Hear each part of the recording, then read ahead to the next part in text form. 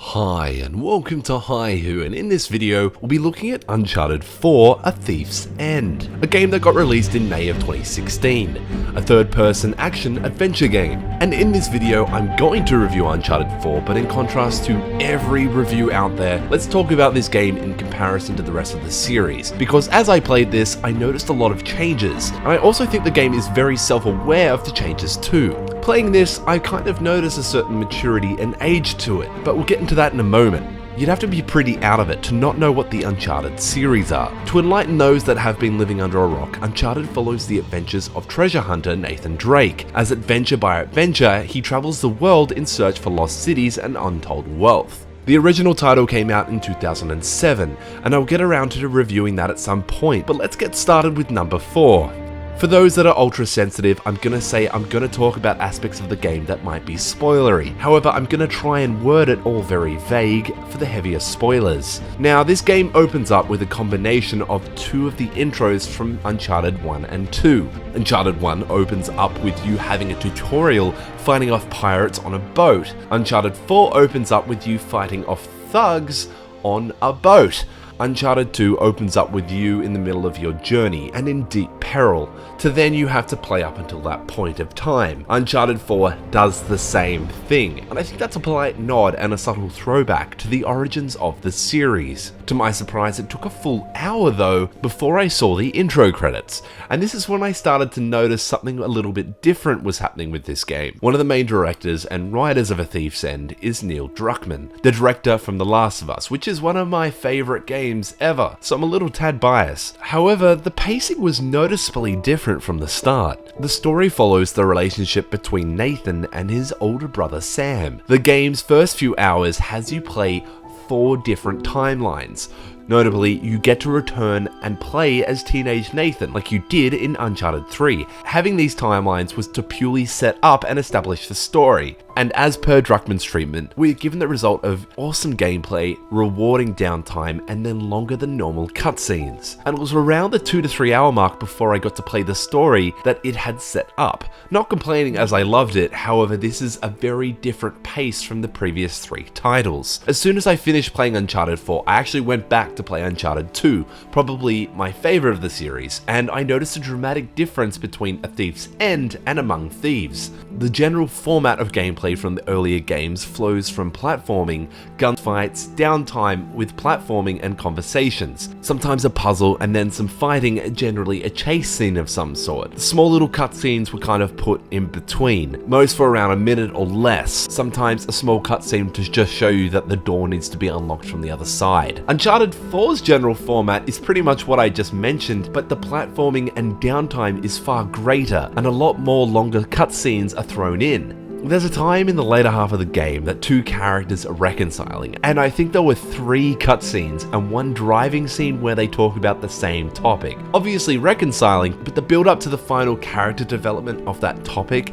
this treatment would have been given 1 cutscene tops in the earlier games, and I understand for some that this might be fatiguing. But for someone like me, going back to play Uncharted 2, I can actually say that the gunfights actually became fatiguing when I compare the 2 games. The treatment that was given to the characters through the long cutscenes and conversations whilst platforming really lended to the tone of the game. The previous titles are really great and I love them dearly, but I feel Naughty Dog has shifted once again a notch up. I think the game is very aware of it too. Minor spoilers here, but early on in the game, it has you play Crash Bandicoot on Elena's PlayStation 1. Crash Bandicoot is a platformer made in 1996, 20 years earlier by Naughty Dog.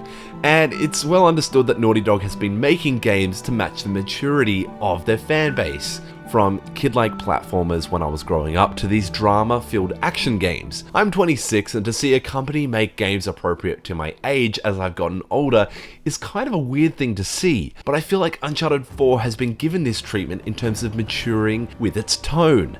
Don't worry, Nate is still a smartass who talks back when he really shouldn't be. It must be in a different tower. Well? How can I say? I was raised Catholic. I always carry one. Funny. Hey, look. But it's a certain level of maturity that the previous games just don't have. Let's stop talking about the story and start talking about the gameplay. Uncharted 4 really hasn't changed in terms of how you play it. Kinda. A Thief's End comes out the post-reboot of the Tomb Raider series. So, funny thing about Uncharted, its creation was heavily influenced by the original Tomb Raider series, and then the Uncharted series heavily influenced the reboot of the Tomb Raider series in 2013. And a few elements of the recent Tomb Raider games have made an appearance in Uncharted 4, and I love this type of head nodding in games. It's acknowledgement of what works well and using it. I'll give you an example. Take the 2013 release of Tomb Raider and its signposting. Every interactable surface has a kind of a white tint to it. Sometimes it was overkill, but it worked within the context of the mountain that you were on. Rise of the Tomb Raider did the same thing, but kind of stripped it back a tad. Uncharted 4 does a very similar thing in more of a realistic sense, where some walls have a white tint and or they just blend within shadows, so you know that that is a rock that you can actually touch. The previous titles in the Uncharted series often used yellow or other vibrant colors to say loudly to the player, "Hey idiot, you can jump on this," from climbable yellow bricks to fluoro blue pipes that you can climb up on.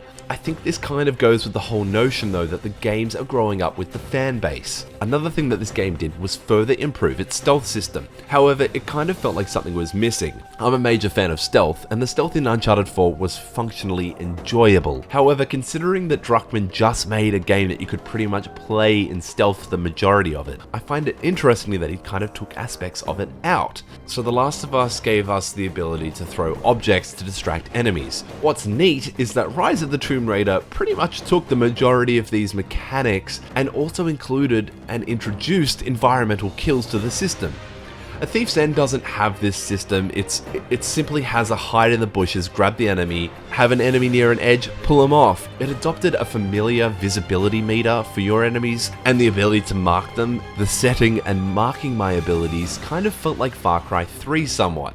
However, even that game had the ability to throw rocks and distract enemies, but regardless of the missed opportunity to go further with it, they still did a fantastic job improving this system. The other thing they improved upon that's worth noting is the melee system.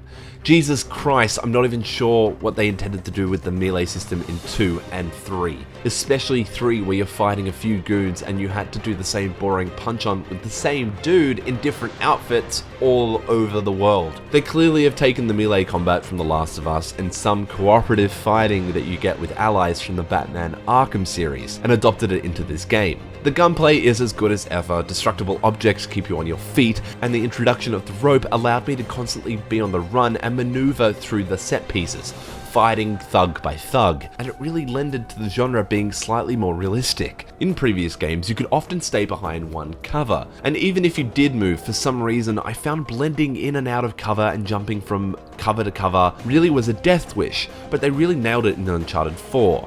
Whilst the pacing was a bit strange and it took a while for things to pick up, the game did suffer from its constant ups and downs, but the overall treatment of this game was well deserved. It really lended to the conclusion and the satisfaction of the ending. Naughty Dog have said that this is Nate's final story, and whilst I wouldn't have believed them with the sunset closing of 3, the ending of 4 was well done, leaving several character paths open to continue the franchise and wanting more. But how they'll do that, I'll leave that to Druckmann. I was talking to a mate about The Thief's End, and halfway through I said that the second game, Among Thieves, was still my favourite, and I'm still in the process of replaying that at the moment for its own review.